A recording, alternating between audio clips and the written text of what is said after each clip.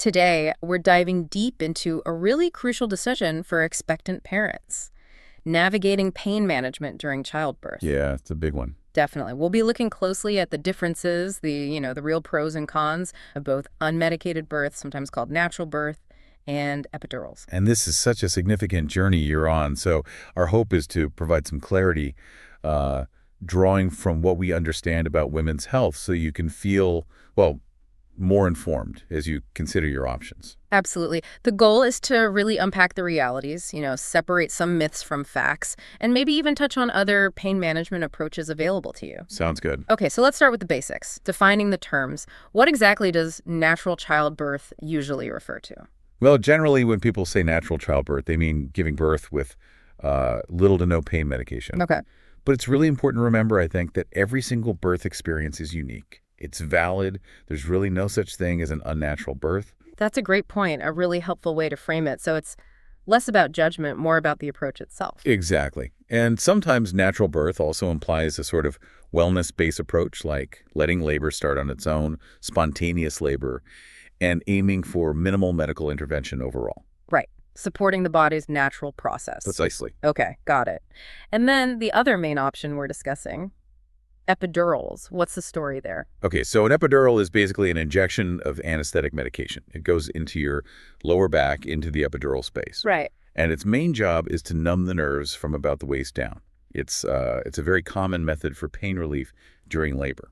How does that actually happen, like the administration process? Sure. So the anesthetic is delivered through a really thin, flexible tube. It's called a catheter. Okay. And this catheter allows for either a continuous infusion of the medication or, repeated doses to keep you comfortable. And is the insertion itself painful?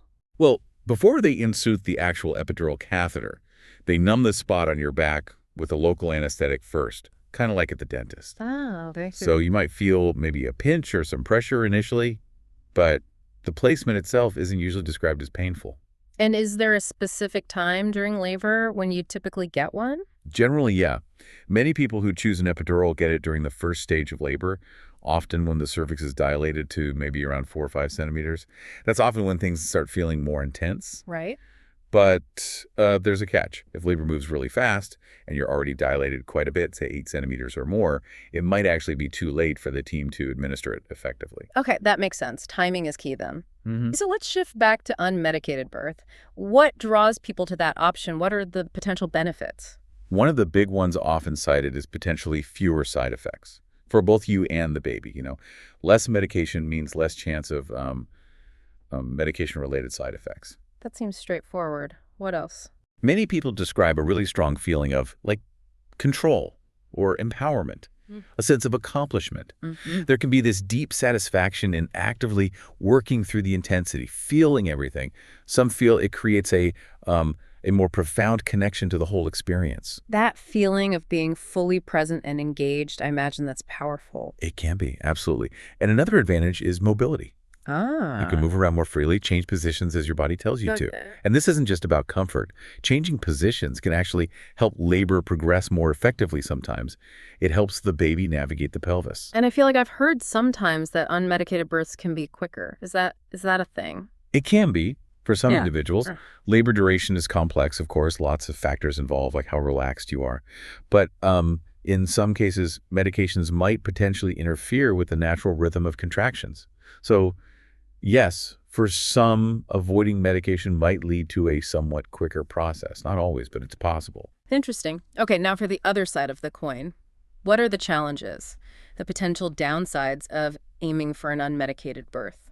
Well, the most obvious one is the pain.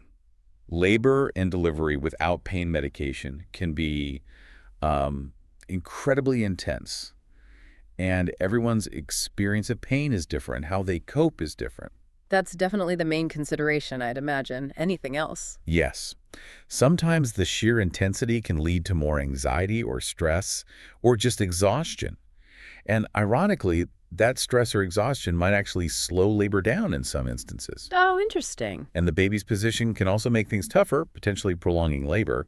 Plus, for some, the pain might become so overwhelming that it kind of overshadows the positive aspects of the birth experience. And what happens if you plan for unmedicated, but then halfway through you feel you need something? That's a really important question.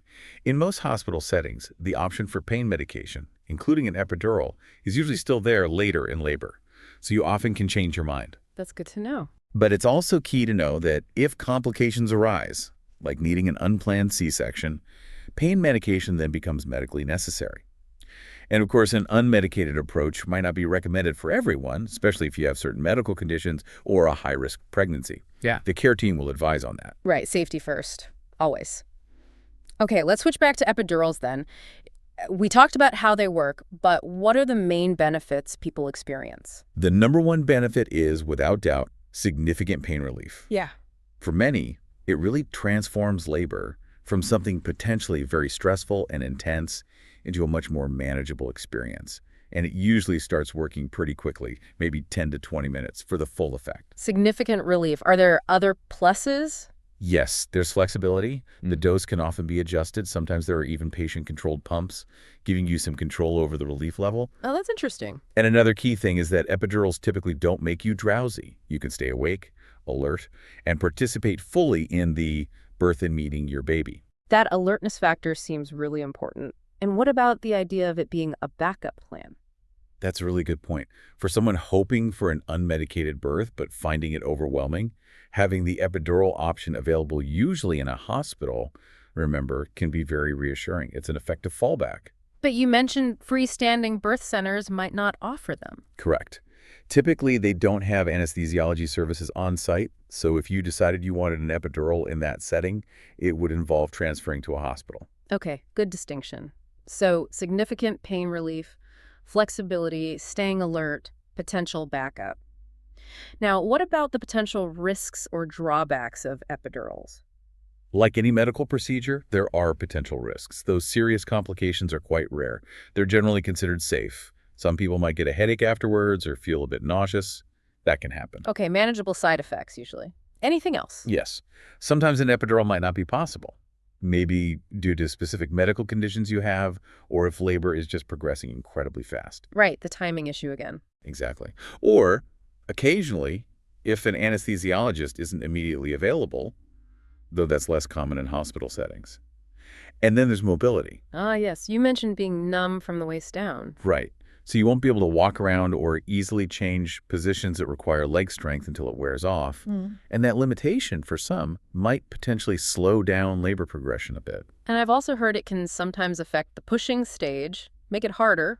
That can happen for some people, yes. The numbness can make it harder to feel the contractions strongly, which can make pushing less effective. I see.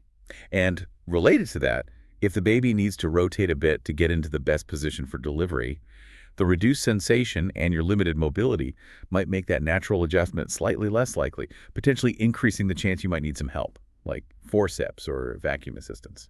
Okay. And you also hear about blood pressure sometimes. Yes, that's a known potential side effect. The epidural can cause a temporary drop in your blood pressure. Which could affect the baby. Potentially, yes, it could affect the baby's heart rate. But because this is well known, your team monitors your blood pressure and the baby very closely throughout. If your blood pressure drops, they have ways to manage it quickly. Okay, so it's monitored and managed. Good. You also mentioned earlier, just to clarify, being too far along. Can you elaborate on that again? Sure. So if you arrive at the hospital, or if your labor progresses very quickly and you're already, say, 8 or 9 centimeters dilated, there just might not be enough time to get the epidural placed and working before the baby arrives. Right. In that scenario, the team focuses on other comfort measures. And, well, the upside is you're very close to meeting your baby at that point. True. Okay, so considering all of this, the pros, the cons, the nuances of both main approaches, how does someone start figuring out what's right for them? It really is a very personal decision, isn't it? A good starting point is considering if your pregnancy is high risk. How does that factor in? Well, if you have certain health conditions, or maybe you're carrying twins or triplets, your doctor or midwife might have specific recommendations about pain management to ensure the safest outcome for everyone involved. That makes sense. Safety is paramount. But for a low-risk pregnancy? Even then, it's so important for you to know that it's not just a choice between nothing and epidural. There's a whole spectrum of other options. Right. You mentioned that earlier. Can you give some examples? Definitely. There are non-medication techniques you can learn beforehand. Things like using a birthing ball for positioning, specific breathing patterns, visualization, meditation. These can be surprisingly helpful. Simple but effective sometimes. Sometimes, yes. Then there are therapeutic approaches like massage, maybe aromatherapy and hydrotherapy using a warm shower or bath, or even a water birth. Many find water incredibly soothing for labor pain. I've heard amazing things about water birth for pain relief. It can be very effective for some. Acupuncture is another option some people explore. And then looking at other medications, there's nitrous oxide laughing gas, which doesn't eliminate pain but can take the edge off and reduce anxiety. Okay. And there are also other pain medications, analgesics, that can be given, usually through an IV, offering different levels of relief, though some might make you feel a bit drowsy. So lots of possibilities. Can you combine things? Often, yes. You might use breathing techniques and get massages or use hydrotherapy, but some things aren't compatible, like you generally can't get certain IV pain medications and then get into a birth pool immediately after for safety reasons. Right. So it really opens up the possibilities beyond just the two main labels. Exactly. So the next step is really thinking about the kind of birth experience you hope to have. What feels empowering to you? What feels supportive? Does the idea of managing intensity head-on resonate? Or does the thought of significant pain relief feel like it would help you stay more calm and focused? It's about tuning into your own feelings and priorities. Absolutely. Yeah. And maybe you want to aim for unmedicated Prolyzer, but value knowing other options are there if you need them. So how do you translate those feelings into a plan? Communication. Talk openly with your healthcare team, your doctor, your midwife, whoever's providing your prenatal care. Tell them what you're hoping for, what you're worried about, what's important to you. They can help tailor the options. Yes, they can give you personalized information based on your health, discuss the pros and cons of your specific situation, and make sure you understand everything that's available where you plan to give birth. It's also good to understand the different roles, doctors, midwives, maybe even a doula for extra support, and how they might approach things. And the location matters too, right? Where you plan to give birth. Hugely important. Choosing a birth setting, like maybe a hospital that also has a dedicated birth center, might offer the most flexibility. You could start with non-medical approaches, but have access to things like epidurals if your needs or wishes change during labor. That flexibility seems key for many people. So as we kind of wrap up this discussion, what's the main takeaway message you want listeners to hold on to?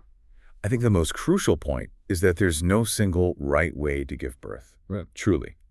The ultimate goal is always a healthy parent and a healthy baby. Right. How you manage pain during that process is a deeply personal choice.